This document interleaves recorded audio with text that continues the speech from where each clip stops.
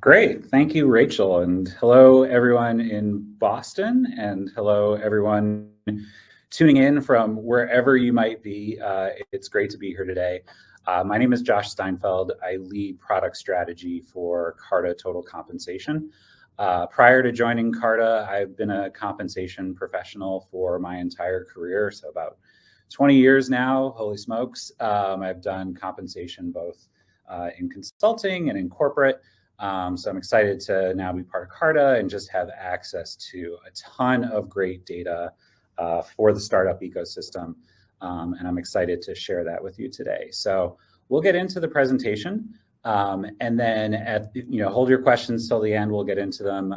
We should have plenty of time for all of your questions and hopefully some good discussion at the end. So let's talk about 2022. It has been an interesting year to say the least. I feel like we've had like 3 years within 2022 already. We're dealing with an environment that is mixed from a labor market perspective. We've got pullbacks in fundraising, which has led to an increased focus on cash and equity burn. And kind of one outcome of that is we're seeing layoffs at venture-backed tech companies. But at the same time, more broadly, unemployment remains low. We're still in an environment of 3.5-ish% unemployment, which means competition for talent in a lot of spaces and a lot of specific types of roles remains fierce. And we're still dealing with inflation. We kind of had the storyline earlier that inflation is transitory, but we're still in an environment of around 8% inflation. So what do we do with that? And to kind of take a deeper dive into what we're seeing on the hiring front, no surprise, startup hiring has slowed in 2022. One of the interesting stats that we have is if you kind of look at the peak of hiring earlier in 2022, companies were hiring 3 new employees for every 1 that left. Now we're really seeing that ratio as closer to 1 to 1.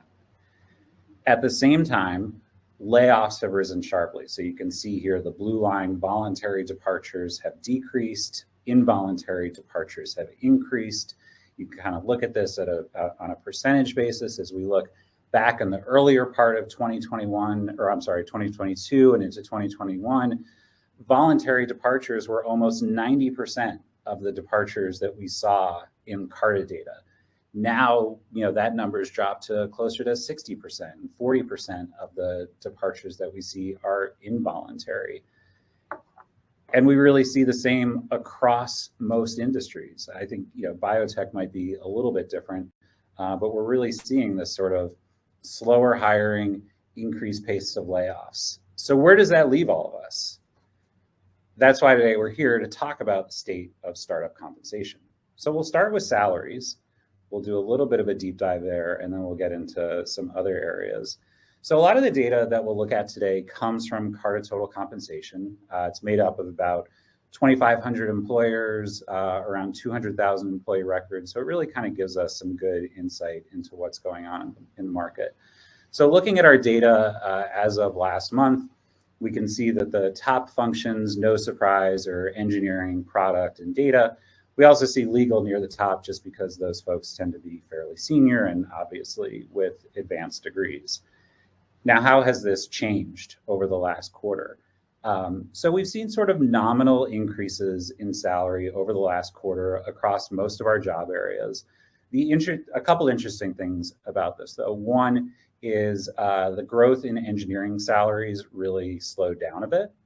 It's probably about half of what it was when we looked at this in the first quarter of the year. But then when we look at the research job area, so a lot of those biotech roles, research scientists, that continues to really move along. Like a 5% clip in one quarter is a pretty solid increase. So it really does kind of give us a clue that industry is really working a little bit differently from what we're seeing kind of in the broader tech market. Now, I mentioned inflation before, and it's kind of the elephant in the room when you're talking about how pay is changing and sort of what employee expectations look like and what employers are able to provide. And the story with inflation and compensation changes has really been sort of an interesting one if you go back over the last, I don't know, really like year at this point. So go back to fourth quarter of last year. And that's when a lot of surveys come out that get into what salary increases are going to look like for the following year. Like, what are the merit increase budgets that companies are setting up? And I think when those surveys were getting ready to come out, a lot of us in the comp world sort of expected to see higher numbers than we're accustomed to seeing. Like, if you look at those if you look at those surveys every year, it's always 3%. Like, companies are increasing salaries in the US by 3% a year. It's sort of like regardless, maybe in like an interesting year, it's 2.8 or it's 3.2%. So we were sort of expecting something different. And when the first set of data came out, I think you saw a lot of data still in that like 3 to 3.5% range. I think companies at that point really had the point of view that inflation is transitory, it's temporary, it's going to go away. We don't want to make any dramatic changes. And it was almost business as usual. But then as the follow-up surveys came out, as you got into the first quarter of 2022 and even further into this year, and as you see like 2023 data coming out, you saw those numbers start to come up. Those 3% started to become 3.5%, or 3.8%, or even 4%. You could see that there were a couple things going on. One is you still had a tight labor market, but two is companies were really feeling the pressure to respond to inflation. And you can see here, this is a really nice graph that Sherm put together, and it's as of Q2, but the story as of Q3 would be the same. We're still in an environment where inflation is outpacing wage growth. You probably hear stories in the news about it all the time. Inflation is 8.5%, and if you look at wage growth broadly across the entire economy, it's about 5%.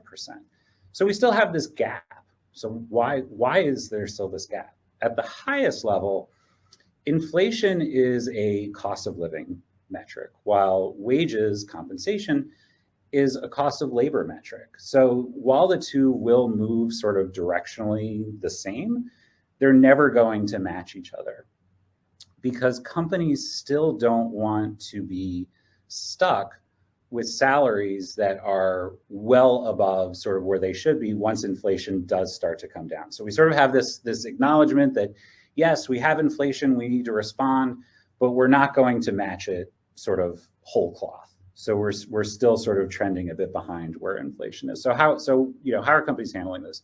Like I said, one, we've got larger salary increase budgets. Two, companies are taking the position that we're not just going to review compensation once a year.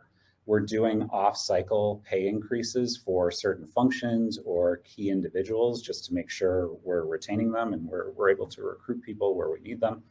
And companies are also doubling down on non-compensation parts of the employee experience. So there's, not everything is a compensation issue.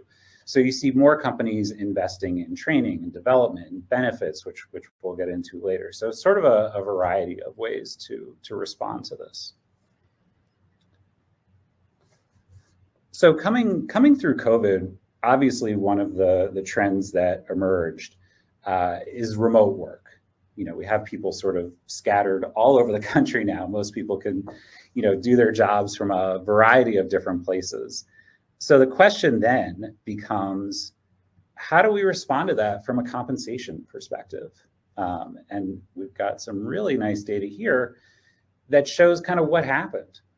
So 2021 was the first year we saw where most hires were coming from out of state versus where their company's headquartered. And that trend kind of has persisted into 2022, becoming even more extreme. So it kind of like makes this compensation question more acute on how you deal with this. Now, the traditional way of dealing with this was you paid employees based on local cost of labor for wherever they were. And, as a comp person, like that's how I learned to do it. And that's kind of like how we always did it. But with more people going remote, more companies ask themselves, well, is that the right answer? And based on our data, the answer still remains yes. So we see about 85% of companies still paying based on local market, with the remainder paying the same everywhere. Now that might mean, paying San Francisco everywhere, paying Boston everywhere, whatever it's going to be, or national average everywhere. But like I said, the vast majority are still adjusting comp based on where someone lives. And we see that across different valuation ranges. So companies sort of all stage and scale are following that practice. But I will say, because we do have a little bit more of a mixed practice, and again, sort of this still, high demand for talent in the startup world, what we have seen is a convergence in pay levels from across the country. We've seen metro areas that are paid less than San Francisco, which is historically the highest paying metro area in the US. We've seen other metro areas move closer. So places like Boulder, Chicago, Austin, which historically have been at 80 to 85% of Bay Area pay, are now at 90%, low 90s versus Bay Area. Boston has moved up from that kind of like mid 80s into the mid 90s. So we've seen this convergence again as there's more competition for talent, especially for remote workers, but also because companies are sort of rethinking how they might be handling paying for remote work. And we still see metros kind of arranging themselves into tiers. And I think these tiers have sort of remained consistent, but how they're paid versus San Francisco has changed a bit. So San Francisco, San Jose, Seattle, New York, that's really kind of the top tier in terms of comp across the US. And then you get into cities like DC, Boston, LA. The really interesting one on this list is Miami. Miami has kind of always been a sort of national average, or maybe, a little bit below the national average in terms of comp. Well, now, if you look at Miami, it's just like all of these other sort of like top tier tech hubs that are outside the Bay Area. Crypto is, probably driving a lot of that. So we'll see if that kind of persists over time. So this wouldn't be a Carta presentation if we didn't spend a little bit of time on equity. So I want to talk about a couple topics related to equity. First is stock option repricings. So this is something that we tend to see when the market is in decline. Companies want to make sure that their employees are still able to realize some value from stock options. No surprise, we saw a lot of repriced grants on Carta sort of at the beginning of the pandemic, when sort of the sky was falling and no one really knew what was going to happen. We saw a lot of repricings. That trend has now started again. We're not kind of at that peak where we were in Q2 of 2020, but we definitely see an uptick in the number of repricings on the platform. And we expect this to continue. So 409 valuation decreases are still out there. And just the nature of kind of the approvals and administrative work, the number of repricings will tend to lag a little bit, but we expect to see the number of repricings continue to rise as long as we have this market dynamic. And then in terms of equity pools, so when you're talking about setting up an equity pool for employees, it's one of those things that kind of falls into like typical rules of thumb. You might go to your advisors or, your investors and you might, talk about this, and they'll say, oh, rule of thumb is 15 to 20%. And the data we see pretty close to that. So we see companies setting aside 13 to 20% of their equity for employees. And you can see kind of how it trends across different valuation ranges. What I think the interesting thing here, though, is there are long tails on both sides. So while a rule of thumb might be a good starting point, the important guidance here is to do what's right for your company and do what is right for your talent strategy and what's going to allow you to recruit and retain the right kind of talent. So if you need to go outside of what might be a typical rule of thumb, there might be a very good reason to do that. And there are plenty of companies that do the same. And then finally, we'll talk about benefits a little bit. So we have total reward statements and offer letters as part of Carta total compensation. So we're able to gain insight into the types of benefits that different companies offer. So on the left side of the screen, you see sort of the benefits that are almost universal. So things like medical, dental, vision, retirement, sort of the things that a lot of employees would expect to receive. And then as you start to move towards the right, you have kind of the more emerging benefits. So again, with the rise of remote work, we see things like home office benefits or providing food subsidies for people who are working from home, things like commuter benefits for people who are coming into the office, and providing stipends for education and continued learning. And then you get to the right, and I mentioned, if you go back to the beginning of the presentation I mentioned earlier, companies are starting to get creative on benefits. So these are sort of like the kind of bleeding edge type benefits that we're starting to see. Things like pet care, which has to be my favorite. I would love it if we got pet care benefits at Carta. We don't. Things like cleaning services. So having someone come and clean your house or your apartment once a month or once a quarter, providing access to apps like Headspace for meditation or yoga. Just a few examples of how companies are getting creative with this sort of thing. So I believe that is all. I am happy to take any questions, both in the room and then as well as in the Q&A.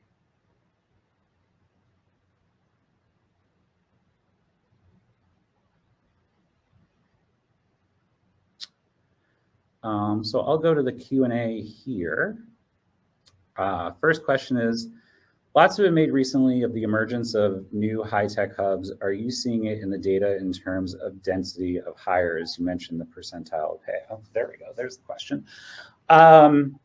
So yeah, we do have other data on that.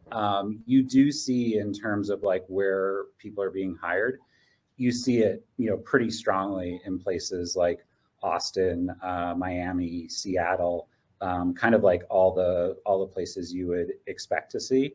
So and the pay has kind of gone along with where the hiring patterns are when they definitely go hand in hand. Do you have any data? Oh. Sorry, go ahead. Is there a live question? Okay. Yeah. Hi.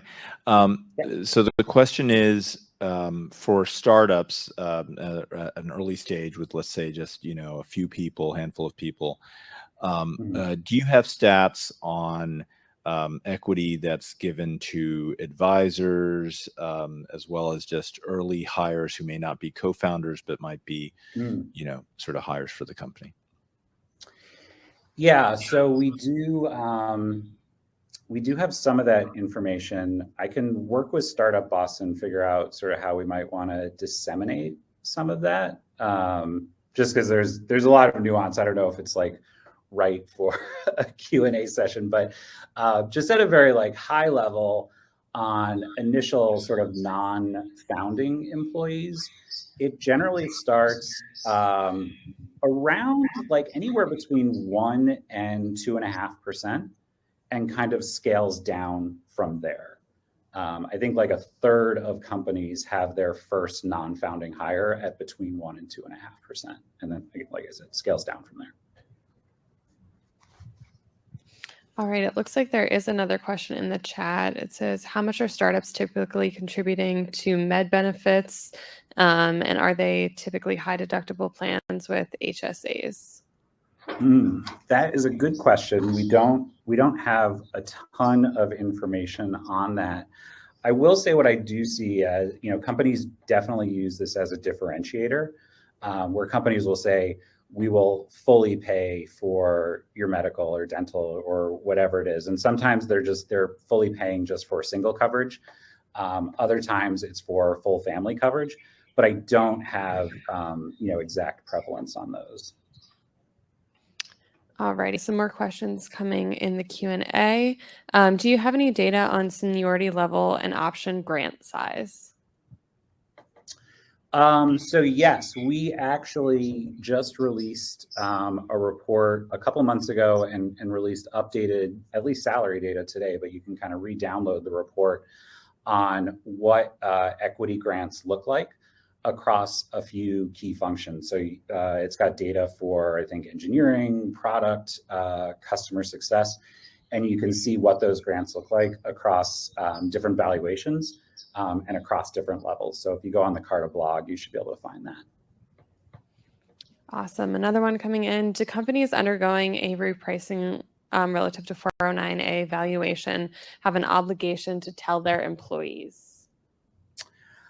I would defer to lawyers on sort of what the actual obligation is, but from a communication standpoint, my point of view is compensation is just as much about communication as it is about the data. So if you're going to do something like a repricing, or if your 409A valuation does change, then I think it's good to be transparent with employees about it and sort of why it's happening and what it means, and sort of what the implications are for their compensation. So, my point of view is, transparency with these sorts of things is always good. And just how you land that message really makes a big difference with how employees not only view their compensation, but also their employer. Awesome. Do we have any more questions in person? Just want to make sure I'm not neglecting the in-person audience. If not, we've got plenty of them coming through in the chat. Alrighty.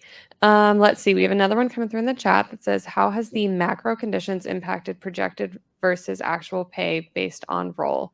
Basically, candidates' negotiating power. That is a good question. There's a lot there. I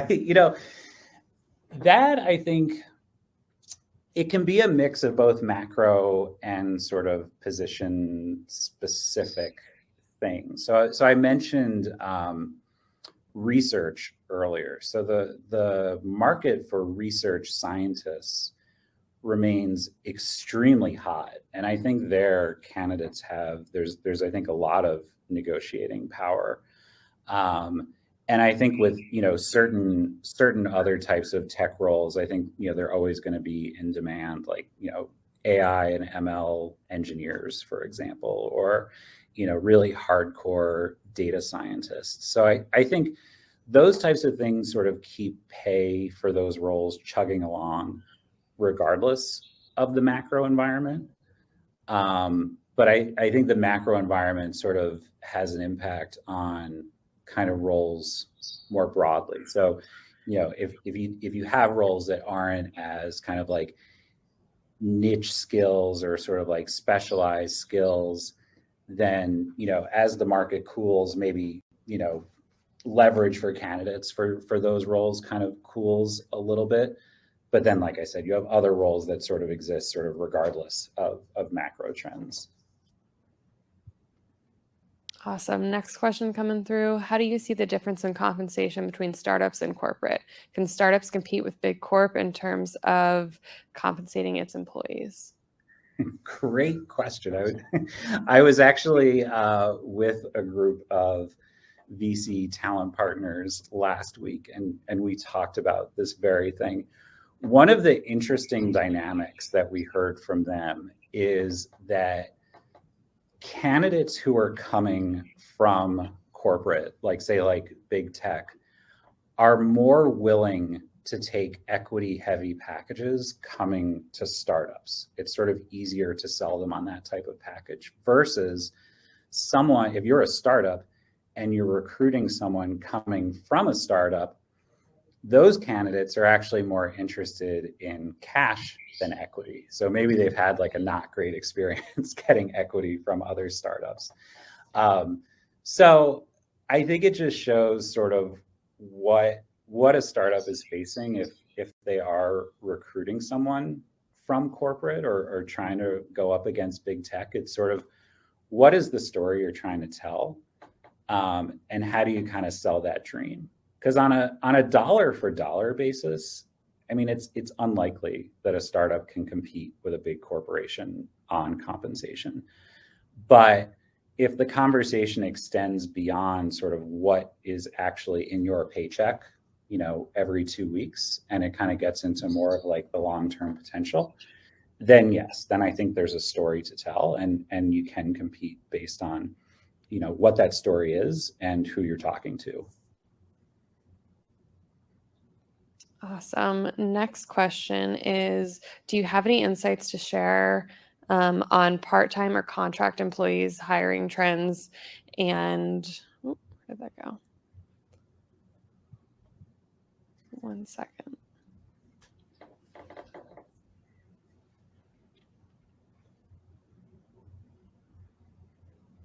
I'll track that down in a second. There we go. Hiring trends and their compensation. Nothing directly.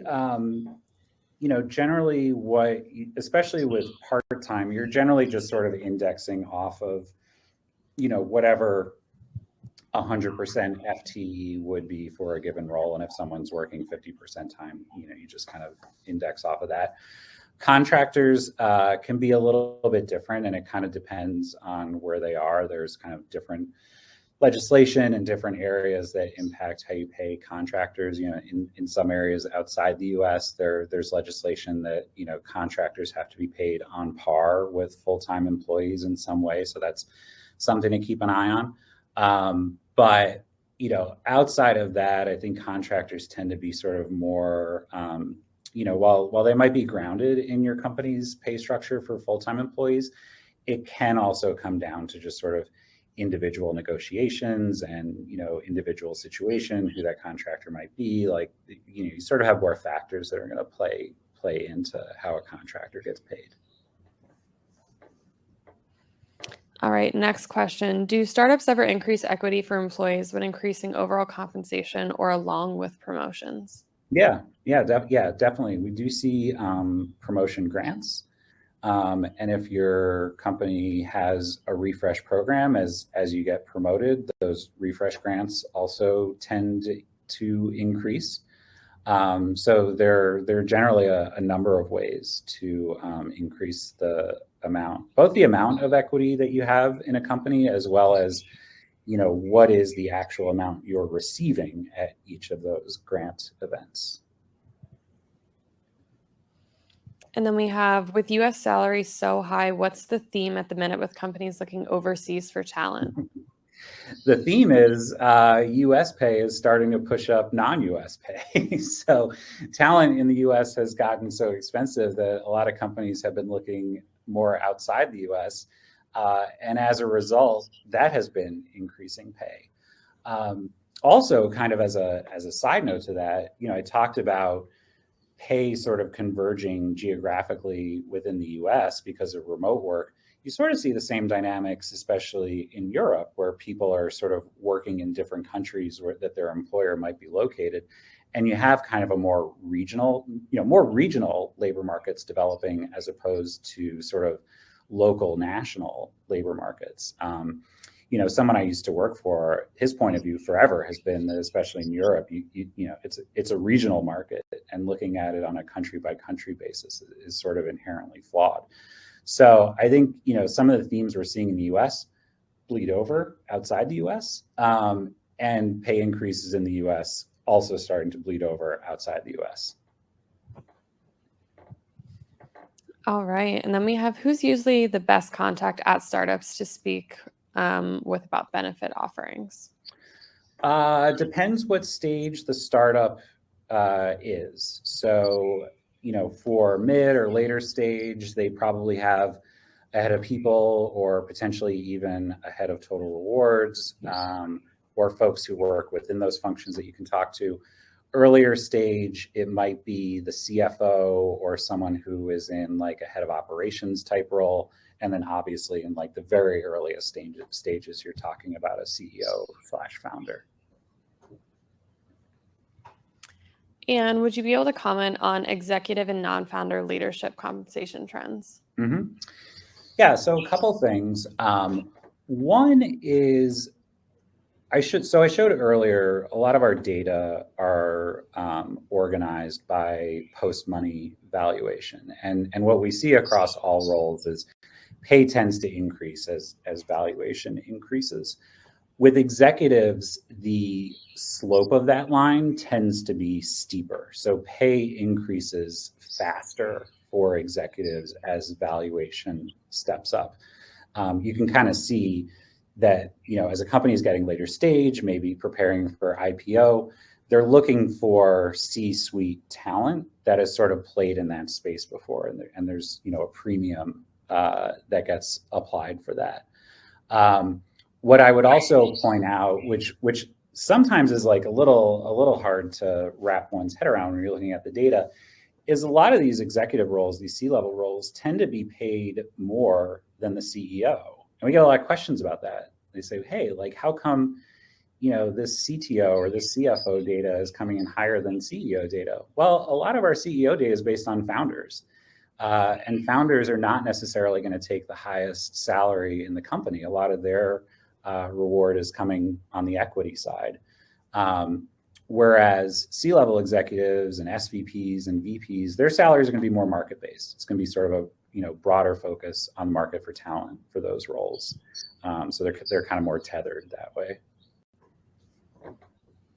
And then I think this is a question in reference to the in-person question that we had. Yes. And it was just, what was the range for advisors, not hires, for an early stage startup with just a few or a handful of people?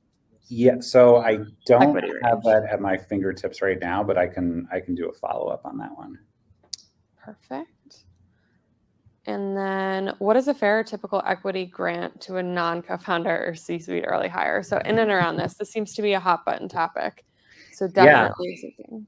Yeah, for sure. So like I said, so we've got some data out on the Carta blog that kind of gets into it on, a few different functions and across a variety of valuations. Super early, like first 10 hires or so, there generally isn't kind of like this distinction on C-suite versus non-C-suite. It's just sort of, who are you bringing in as the initial team? But I would definitely suggest that you check out the Carta blog, because that'll get into sort of all the nuance that goes along with this. All right, and I think we have gone through about every question currently in the Q&A. Just want to open up again to in-person audience. Is there any particular question you'd like to ask? If not, that's okay. Let's maybe there's a happy hour after this. It looks like actually the link to that blog post was just put into the chat as well. So for anyone Great. that is plugged into the chat and has those questions about that equity, I guess, equation for advisors or non-C-suite level, that is in there. Yeah, so definitely check that out. There's also a link. There's also on our blog, the full state of startup comp report that we published over the summer, which has some of the data that I presented today, as well as some additional insights that weren't included. But it's a really great kind of collection of information. Awesome. And then Josh, I guess if you could just, in summation, kind of, if you're an early stage startup and you're really looking to figure out what this salary package is, what you're compensating each of your employees at what level, what would be maybe some guiding principles that as you're making these decisions very early on that would kind of help you get through that process? Yeah, so one of the things that I like to point out is it's never too early to have some notion of what a compensation philosophy looks like. Now, that doesn't mean you have to have sort of a fully built out 10-level job architecture system with all these job families and, figure out which percentile you want to pay for which role. But you want to have some notion of who are you competing with for talent, sort of roughly where do you want to pay against them, and how do you think about a hierarchy of roles at your company? And the reason why you want to do that is because as you scale, as you go from 10 employees to 50 employees to 100 employees, it's really important to have this sort of rational compensation structure where people are getting paid directly for what they were doing. Otherwise, it's going to be even more painful to go back and maybe unwind some of the things you've done or put in more of a structure than you have at the moment to really make sure that people are being paid fairly and equitably, and that you have a framework in place to do that. Awesome. And it looks like we actually do have a couple more questions coming in. So we have, can you give a general sense of dilution based on finance rounds and valuation? So in terms of like, I don't know if the question is sort of like how much dilution occurs at each round. I think it tends to be around 10 to 15%. But again, I think I do believe there's some Carta data out there that we have on that, that I unfortunately don't have in front of me right now. All right, we have one that says, do you suggest startups decide how to benchmark their equity grants based on funding round, capital raise, company valuation? Yeah, I've seen a couple approaches to this. I'm biased. We do it on company valuation. I think that's a good way to do it. I think some people do it based on funding round, but funding round can correspond to different valuations, sort of depending on where we are in time. Whereas I think kind of company valuation strips a lot of that noise out of it. And especially if you're in a world where you're benchmarking and you're granting equity based on a percentage of fully diluted ownership, then company valuation to me makes the most sense. All right. How do you suggest deciding when to increase the size of your equity pool outside of a funding round? Yeah, I think that's where it's really important to work closely. If you do have an HR person, or if you're working with someone on the talent side with your investors, like really kind of focus in on your hiring plan and what your talent strategy looks like. And if it does look like you're in a place where between current employees and expected hires, like you are going to need to increase that equity pool, like that's the time to do it. And especially, make sure you're getting enough where you're not doing this too often. Like make sure to, have an increase in a way that really makes sense, and that's going to work for you over the next few years. And then with startups bringing in people ops roles later in the game, how do they properly do total reward decisions, given founders need guidance on compensation philosophy, equity, diversity, equity, and inclusion, and not options equity? Yeah, I mean, I think, especially with sort of actual compensation decisions, it comes back to some of the things I've talked about before, where you want to make sure that you have sort of a defined way that you're thinking about roles and levels, and then really relying on market data to make those decisions. Because, one is, you want to make sure that people are being paid sort of like consistently based on the work that they're doing. But also you want sort of that third party kind of like objective source that you're basing your decisions on. So you want to make sure that you're grounding yourself in data. And then as you're looking across, things like comp philosophy, I think some people who are non-HR or non-comp people get a little bit afraid of comp philosophy, but it's really, honestly, it's an extension of your business strategy. So what are you trying to accomplish as a business? And then, how do you then pay people to actually go out and do that? So I think if you can sort of like root it in a business or a business strategy decision, I think that is helpful in having that conversation. And then in terms of looking at things through a DEI lens, you always want to be looking across the organization at sort of how people are being paid for similar work. So, if you have people in a similar role at a similar level, are you paying them similarly based, taking into account things like tenure, performance, things like that? You don't need to do a super scientific pay equity analysis that typically requires like thousands of data points to do that.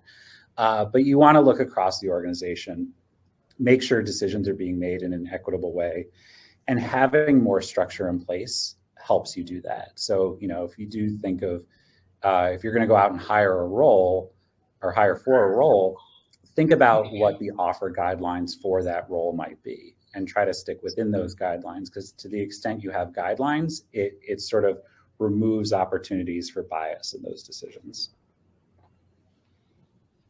And then this is a Carta specific question. Does Carta help you ID the tax implications outside of the US for equity grants? I believe that is something we're starting to get into. I don't have full information on that. Alrighty, and then we actually have another in-person question, so I'm just going to hand off the mic. Hi. Again, for early stage startups where you may have consultants or co-ops, interns, folks who are not sort of full-time hires in, do you see startups granting equity to those folks as well, maybe in addition to the standard pay? Yeah, I think it depends what it is. If it's a contractor or someone who, if they're doing sort of very valuable work for you, then yes. If it's an intern, probably not. Any other in-person questions? Alrighty, it looks like we have one more. This is on the same theme in terms of grants. When does startups start doing refresher grants? Oh my goodness. There is no sort of like magic number for this. I think it really comes down to the company's sort of individual philosophy on this. Some companies think about it as once someone has sort of less than half of their equity grant, if less than half of it is unvested, then it's time to do a refresh grant. And, that would typically happen after a couple of years. Obviously it's probably not super early stage companies that are doing refresh grants, but I think sort of once you build an employee base and once people have been around for a few years, then you would start doing them. But I don't think there's any sort of like magic point where they would start doing them.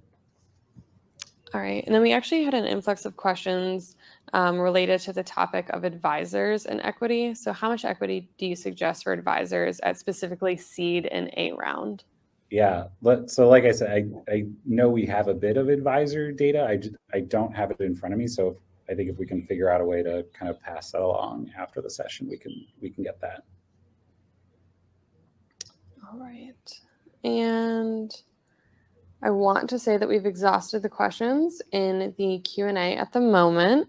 And then if we don't have any other in-person questions, Josh, if you have any closing thoughts that you'd like to share? Yeah, I think we've covered a lot today. I would just say as the market continues to be turbulent, both from a talent and a business standpoint, I think just making sure you're arming yourself with the best and most recent data possible just becomes really important. It's sort of, how do you navigate through a storm? You sort of need good instrumentation. So I would just suggest everyone to, keep relying on the data, and it'll kind of help you through those tough decisions.